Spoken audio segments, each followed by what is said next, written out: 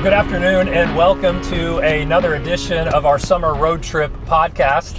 My name's Joel, and this week I am joined by Jared Bear, our worship minister, and we were just talking about tenderloins, and so we hopped on the road, actually took a little detour of our own. And speaking of detours, Jared, I'd love to know, was there a time in your life where you ever got sent in the wrong direction, ended up in the wrong place, had to take a detour, like anything come to mind?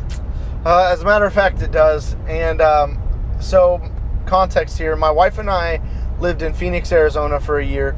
And so I was getting coffee with a buddy of mine in downtown Phoenix. You were getting buddy with a coffee? Yeah, I was getting buddy with, Buddy the Elf. You know, he lives in Phoenix. It's the exact opposite of the North Pole.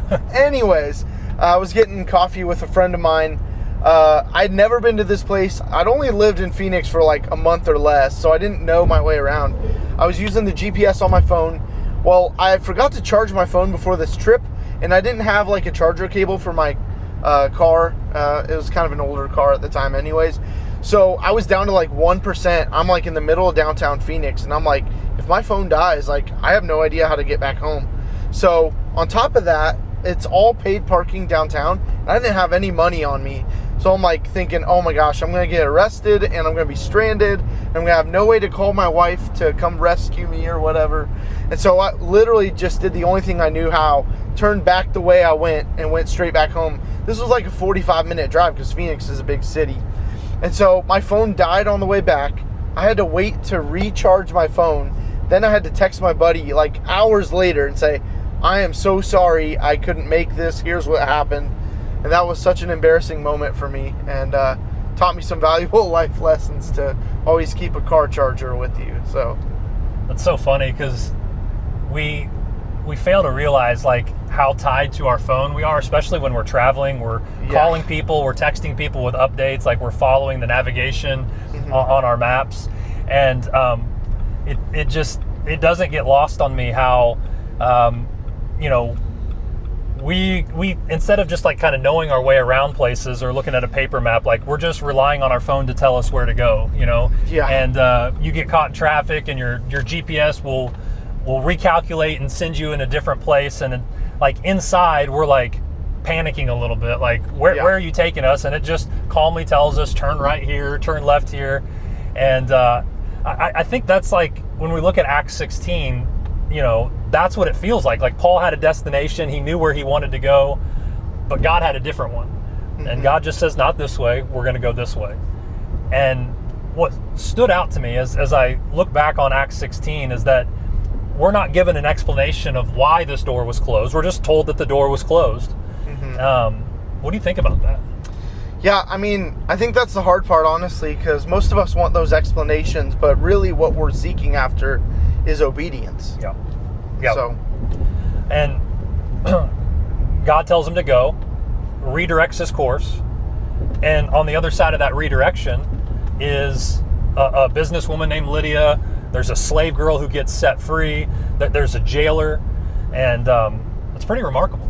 Yeah, and I think those three lives would never have gotten changed if Paul had stuck to his original plan either. Yeah, what God had in store for Paul was better than what Paul could have imagined. Right. And it makes me wonder, like, how often is God protecting us for a better plan? We think we know what we need, but God has something better in store. That's and right. So a challenge for this week is to ask this question. Can you identify a closed door in your life that God may be using as a redirection rather than a rejection? Yeah. So for me, what that looked like, ironically enough, is kind of my story of how I got to Bachelor Greek. I remember years ago, you had even reached out to me about this position, and I had kind of said, no thanks, I'm good. But I had always kind of felt in my heart like there was something about Wabash that kept drawing me back to it. I've got a ton of family. Both of my parents were born in Wabash. 3 of my 4 grandparents were born in Wabash. So there's just a lot of like family ties here, even if indirectly. And something just stood out about the process of wanting to come here and the stage of life we were in at the time.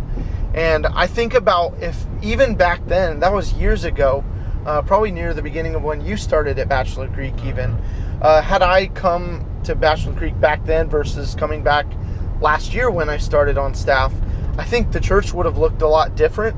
I think the scenario and circumstances of the church as a whole, my life as a whole, my family structure as a whole would have been completely different. And I think sometimes it's one of those things like it could have been good either way, but God knew beforehand what I needed and how I needed to grow and mature myself with my own family before I came here. And so I feel like I've reaped the benefits of that in a spectacular way by even just delaying it a handful of years from what, could have been kind of thing.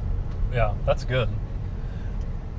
I think for me, mine is very much ministry related too, because early on, I just felt like I was hitting closed door after closed door, not even feeling like I was cut out for ministry. And then I remember interviewing for a youth ministry position at a small church and not getting the job, and just that sense of rejection of like, man, if I can't make it here, can I make it anywhere? Am I even cut out for ministry? But those closed doors all led to an open door for me to go to a church in Texas and had a 14-year ministry there. Got to really cut my teeth and learn what it was like to lead people and to see thousands of people come to Christ and minister at a high level with people who love the Lord and got to see some incredible things. And all of that prepared me, like you, to come to Bachelor Creek in a season where I felt like I needed Bachelor Creek and Bachelor Creek needed me, and I felt like I had something to offer, and it was a place where I felt like our family could grow deep roots and that we could make a difference in making and growing disciples in this community. And what I know is that all of you have those stories too. And so parents, I'd love for you to ask this question at dinner. Students, ask your parents, like, what is a closed door in your life that God may be using as a redirection rather than a rejection? Yeah, and even talk about a time where you thought you knew better for your life, or there was a situation that came up that maybe it didn't work out the way you planned, but in the end, God made that redirection so much better than how you would have planned it on your own merit or your own just ability. Yeah. So, and you may even be in the middle of a season right now, and you don't know why the door's closed, and that's okay. Remember, like, Luke never gives us an explanation of why those doors are closed. And that's right. As much as we want that reason, God may not give it to us, and that's okay. The point is not for us to figure out why God does what he does. The point is for us to keep moving and being part of the mission that he's called us to. Just keep following him wherever he will lead. Absolutely. Acts 16 reminds us that God's guidance, it often comes into focus looking backwards more than it does looking forward. Like, we're just called to have faith for the next step. And it's often not until we're through a season or through something that we're able to look back and be able to see what God's doing. For Paul, he thought that his way was being blocked, but in reality, he was being guided. And I think that's where a lot of us are right now. The key is just to keep on moving. Keep being faithful in the ordinary moments where God has you right now, and he's going to use that for your good and for his glory. Couldn't have said it better myself. Awesome. Anything else you want to add, Jared? Yeah, I mean, you kind of touched on all of it, but it's so much that we even mentioned this phrase today, that long obedience in the same direction. Yep. Sometimes the most faithful moments you will have with yourself or with your family is just being consistent in what you're already doing and how you're already interacting with God. I think another thing we talked about this morning, just in our own time, is thinking about it's not always something that you're adding to your spiritual rhythms, but sometimes it's something you're subtracting to make more room for God in your daily rhythms of prayer and Bible study and so on and so forth. So, yep, that's good. Well, I want to thank you guys for joining us for this week's Summer Road Trip podcast. We're going to be back next week. If you want to be prepared for this coming Sunday, we're going to be in Acts chapter 17. Read that chapter before you come on Sunday. We'll get into the text, see where Paul's missionary journey takes him, and join us back next Wednesday as we continue this series. Thanks for joining us. We'll see you next time. Peace.